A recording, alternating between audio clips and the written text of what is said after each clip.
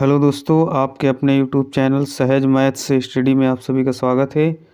आज हम सीखेंगे त्रिभुज का क्षेत्रफल निकालना। समकोण त्रिभुज का क्षेत्रफल कैसे निकालेंगे। तो सवाल दिया गया है, एक समकोण त्रिभुज में कर्ण 13 सेंटीमीटर है तथा आधार 5 सेंटीमीटर है, तो समकोण त्रिभुज का क्षेत्रफल ज्ञात कीजिए। तो समकोण त्रिभुज का क्षेत्रफल हमको ज्ञात करना है, तो उससे पहले थोड़ा हम समकोण के बारे में समझेंगे कि समकोण त्रिभुज क्या होता है, इसके बारे में थोड़ा जानेंगे। तो देखते हैं। तो सबसे पहले हमको पता होना चाहिए कि जो परिमाप होता है वो क्या होता है। तो परिमाप, उसके बाद हमको पता होना चाहिए क्षेत्रफल। तो क्षेत्रफल और परिमाप।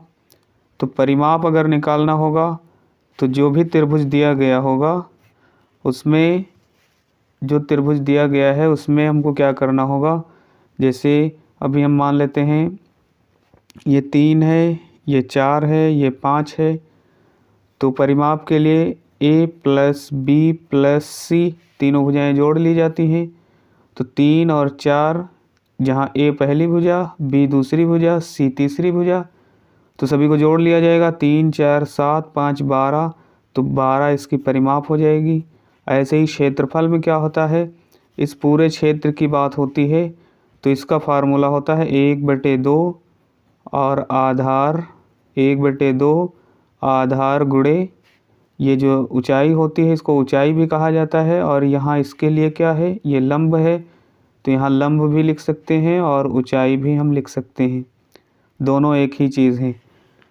तो परिमाप, ये तीनों भुजाएं जो होंगी इनको जोड़कर लिखा जाएगा, वो परिमाप हो जाएगी। और क्षेत्रफल के लिए 1/2 और जो आधार दिया गया होगा और जो इसका लंब दिया गया होगा उससे गुणा करके उसका आधा कर देना है, वो उसका हमको मिल जाएगा परिमाप। तो उसका हमको क्षेत्रफल मिल जाएगा। तो इसमें हमको थोड़ा समझना होगा। तो ये हम समझ चुके हैं परिमाप और क्षेत्रफल कैसे निकालेंगे। अब हमको यहाँ इसमें थोड़ा समझना होगा समकोण त्रिभुज में कि ये जो भुजा होती है, ये नीचे वाली भुजा, इसको आधार माना जाता है और ये निर्भर करता है इस कोण पर। अगर ये तो 90 डिग्री का है, ये समकोण त्रिभुज है, इसलिए ये 90 अंश का तो होगा ही। 90 अंश के सामने वाली जो भुजा होती है उसको कर्ण कहा जाता है, इसको कहा जाएगा कर्ण। और अगर इस कोण पर हम देखें, इस कोण को देखें, तो लंब ये होगा। अगर इस कोण की बात हो तो लंब ये होगा। अगर इसको थीटा मान लिया जाए तो लंब ये होगा। और अगर इस कोण को, कोण ए को थीटा मान लिया जाए तो लंब ये BC लंब होगा।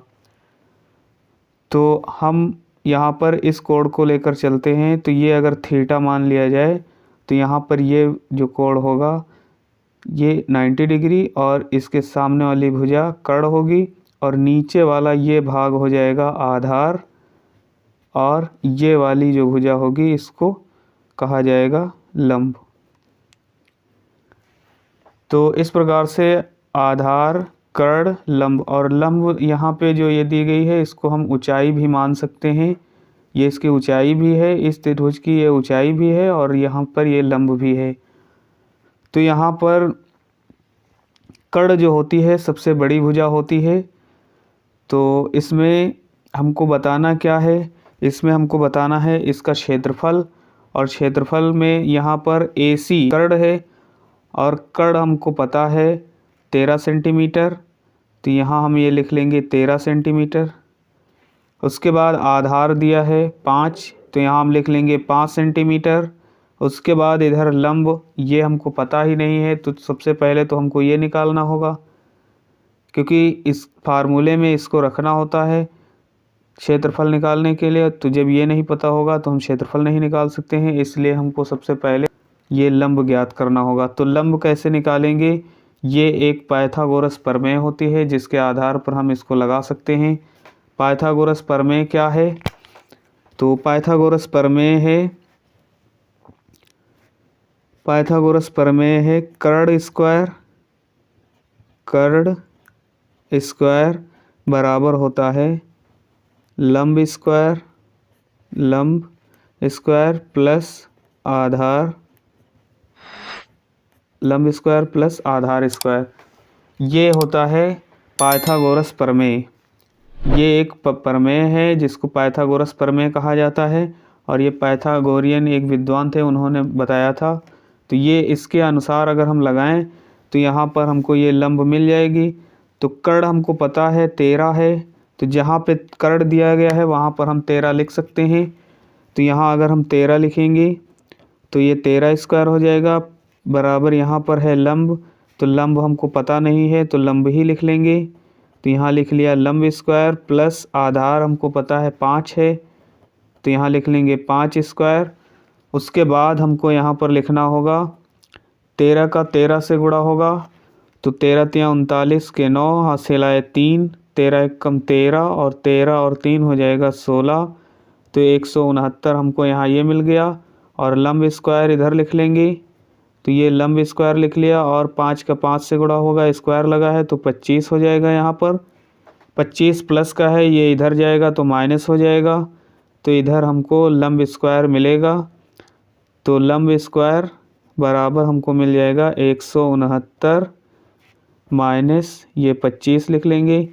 और जब इसको घटाया जाएगा तो 9 से 5 गया तो हमको 4 मिलेगा, और यहाँ पर जो है 6 से 2 घटाएंगे तो हमको 4 मिलेगा, और ये एक यहाँ लिख लेंगे। और इधर हो गया लंब, जैसे ही लंब से ये स्क्वायर हटाएंगे तो इधर करड़ी लगाएंगे, रूट लगाएंगे, और लंब बराबर इसका जब वर्गमूल निकाला जाएगा 144 का तो हमको 12 मिल जाएगा। तो इस प्रकार से हमको लंब जो है मिल गया, लंब बराबर हमको 12 सेंटीमीटर मिल गया। तो ये कैसे निकाला जाता है, इसके लिए हम जानते हैं कि जब कभी किसी का वर्गमूल निकालना होता है तो उसके अभाज्य गुणनखंड निकाले जाते हैं।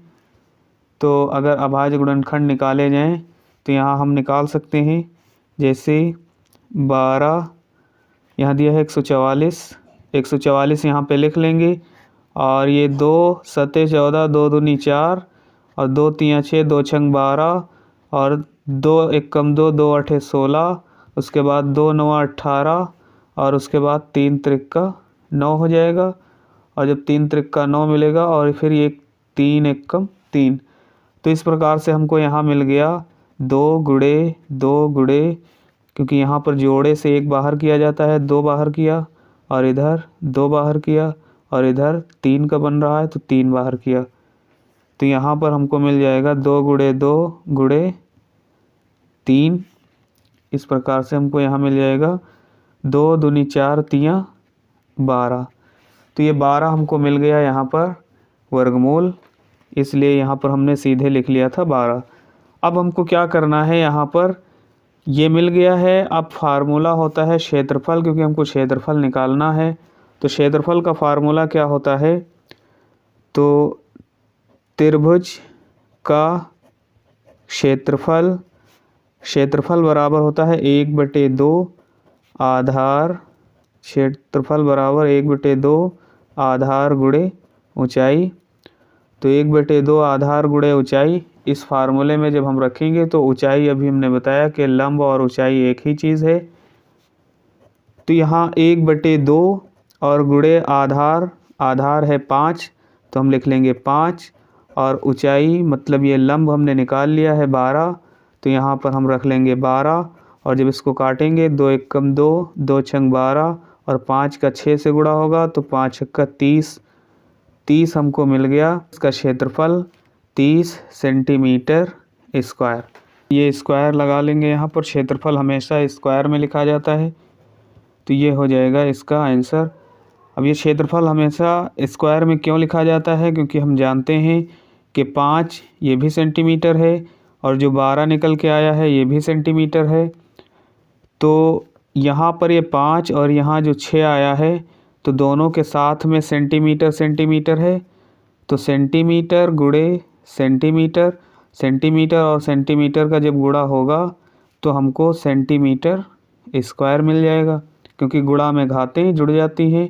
इसकी घात 1 है, इसकी 1 घात है, तो दोनों मिलकर यहाँ बन गई इसकी घात 2, इसलिए सेंटीमीटर स्क्वायर यहाँ पर लिखा जाता है क्षेत्रफल। तो दोस्तों इस प्रकार से हम क्षेत्रफल निकाल सकते हैं ऐसे सवालों के।